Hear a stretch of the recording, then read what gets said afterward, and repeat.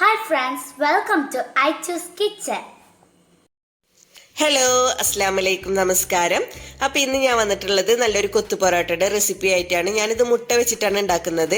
നമ്മുടെ വീട്ടിൽ പൊറോട്ട ഒക്കെ ബാക്കി വന്നാൽ നമുക്ക് എളുപ്പത്തിൽ ഉണ്ടാക്കാൻ പറ്റിയ നല്ല ടേസ്റ്റി ആയിട്ടുള്ള ഒരു റെസിപ്പിയാണിത്.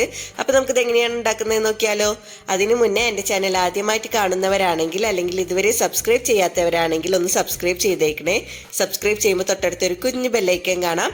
അത് ക്ലിക്ക് ചെയ്യുമ്പോൾ 3 ഓപ്ഷൻസ് വരും. അതിൽ ഓൾ ക്ലിക്ക് ചെയ്യണം. എങ്കിലേ ഞാൻ വീഡിയോസ് അപ്ലോഡ് ചെയ്യുമ്പോൾ നിങ്ങൾക്ക് നോട്ടിഫിക്കേഷൻ കിട്ടുള്ളൂ.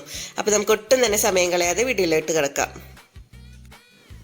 അപ്പോൾ നമ്മുടെ കൊത്തു പൊറോട്ട ഉണ്ടാക്കാൻ വേണ്ടിയിട്ട് ഞാനിവിടെ 3 പൊറോട്ട എടുത്ത് വെച്ചിട്ടുണ്ട്. ഇനി നമുക്കിത് ചെറിയ ചെറിയ പീസസ് ആക്കിയിട്ട് എടുക്കാം. അപ്പോൾ 3 പൊറോട്ടയും ഞാൻ ഇതുപോലെ ചെറിയ ചെറിയ പീസസ് ആക്കി എടുത്ത് വെച്ചിട്ടുണ്ട്. ഇനി നമുക്കിതൊരു സൈഡിലേക്ക് മാറ്റി വെക്കാം. എന്നിട്ട് ഒരു പാൻ അടുപ്പത്ത് വെച്ചിട്ട് അത് ചൂടായി അതിലേക്ക് നമുക്ക് 2 ടേബിൾ സ്പൂണോളം ഓയിൽ ഒഴിച്ചു കൊടുക്കാം. ഇതിലേക്ക് വേണ്ടിയിട്ട് മീഡിയം സൈസ് വലുപ്പത്തിലുള്ള ഒരു സവാളയാണ് ഞാൻ എടുത്തിട്ടുള്ളത്. അത് ഇതുപോലെ അരിഞ്ഞിട്ട് നമുക്ക് ഇതിലേക്ക് ചേർത്ത് കൊടുക്കാം. എന്നിട്ട് ഈ സവാള വഴന്ന് സോഫ്റ്റ് ആയി വരുന്ന വരെ നമുക്ക് നന്നായിട്ടൊന്ന് ഇളക്കി കൊടുക്കാം. ഇപ്പോൾ സവാള സോഫ്റ്റ് ആയിട്ട് വന്നിട്ടുണ്ട്. നമുക്ക് ഇതിലേക്ക് 1 ടീസ്പൂൺ ഇഞ്ചി വെളുത്തുള്ളി പേസ്റ്റ് ചേർത്ത് കൊടുക്കാം.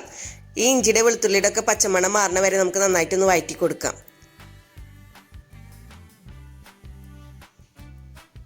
ഇതിലേക്ക് ഞാൻ ഒരു പച്ചമുളക് ചെറുതായി അരിഞ്ഞിട്ട് ചേർത്ത് കൊടുക്കുന്നുണ്ട്. പച്ചമുളക് നിങ്ങളുടെ എരിവിനനുസരിച്ചിട്ട് ചേർത്ത് കൊടുത്താൽ മതി. പിന്നെ നമ്മൾ ഇതിലേക്ക് മുളക് പൊടിയും കുരുമുളക് പൊടിയൊക്കെ ചേർത്ത് കൊടുക്കുന്നുണ്ട്. അപ്പോൾ എരിവിനനുസരിച്ചിട്ട് ചേർത്ത് കൊടുത്താൽ മതി. ഇതിലേക്ക് ഞാൻ കുറച്ച് കറിവേപ്പില ചേർത്ത് കൊടുത്തിട്ടുണ്ട്. ഇനി ഇതിലേക്ക് വേണ്ടിയിട്ട് ഞാൻ ഒരു തക്കാളിയാണ് എടുത്തിട്ടുള്ളത്. അത് ഇതുപോലെ ചെറുതായി അരിഞ്ഞിട്ട് നമുക്ക് ചേർത്ത് കൊടുക്കാം. എന്നിട്ട് നന്നായിട്ടൊന്ന് വഴറ്റി കൊടുക്കാം.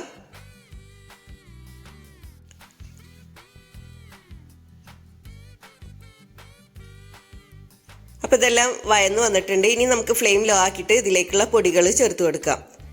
1/2 ടീസ്പൂൺ മുളക് പൊടിയും 1/4 ടീസ്പൂൺ മല്ലിപ്പൊടിയും 1/4 ടീസ്പൂൺ മഞ്ഞൾപ്പൊടിയും 1/4 ടീസ്പൂൺ ഗരം മസാലപ്പൊടിയും ചേർത്ത് കൊടുക്കാം. എന്നിട്ട് ഈ പൊടികളുടെയും പച്ചമണം മാറുന്ന വരെ നമുക്ക് നന്നായിട്ടൊന്ന് വഴറ്റി കൊടുക്കാം. ഇപ്പോൾ പൊടികളുടെ ഒക്കെ പച്ചമണം മാറിയിട്ടുണ്ട്. ഇനി ഇതിലേക്ക് വേണ്ടിയിട്ട് ഞാൻ 3 മുട്ടയാണ് എടുത്തിട്ടുള്ളത്. അത് നമുക്കിതിലേക്ക് പൊട്ടിച്ചൊഴിക്കാം.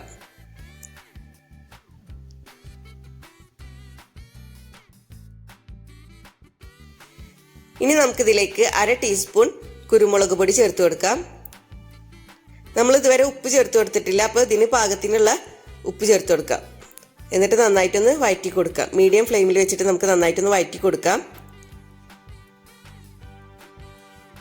ഇനി നമ്മൾ ചെറിയ പീസസ് ആക്കി വെച്ചിട്ടുള്ള പൊറോട്ട ഇതിലേക്ക് ചേർത്ത് കൊടുത്തിട്ട് നന്നായിട്ടൊന്ന് മിക്സ് ചെയ്ത് കൊടുക്കാം.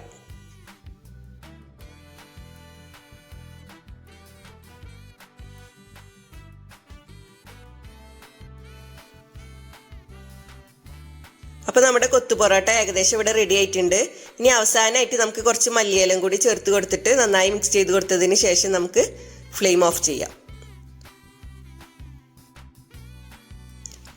അപ്പോൾ നമ്മുടെ കൊത്തു പൊറോട്ട ഇവിടെ റെഡി ആയിട്ടുണ്ട്. ഇത് നമുക്ക് എളുപ്പത്തിൽ ഉണ്ടാക്കിയെടുക്കാൻ പറ്റിയ നല്ല ടേസ്റ്റി ആയിട്ടുള്ള ഒരു റെസിപ്പിയാണിത്. നമ്മുടെ വീട്ടിൽ പൊറോട്ട ഒക്കെ ബാക്കി വരുമ്പോൾ നമുക്ക് എളുപ്പത്തിൽ ഇതുപോലെ കൊത്തു പൊറോട്ട ആക്കി എടുക്കാം. അതുപോലെ തന്നെ തലേ ദിവസത്തെ പൊറോട്ട ഒക്കെ ഉണ്ടെങ്കിൽ നമുക്ക് പിറ്റേ ദിവസം ഇതുപോലെ കൊത്തു പൊറോട്ട ആക്കിയിട്ട് ബ്രേക്ക്ഫാസ്റ്റിനൊക്കെ യൂസ് ചെയ്യാം. അപ്പോൾ എല്ലാവർക്കും എൻ്റെ വീഡിയോ ഇഷ്ടപ്പെട്ട് കാണുമെന്ന് വിചാരിക്കുന്നു.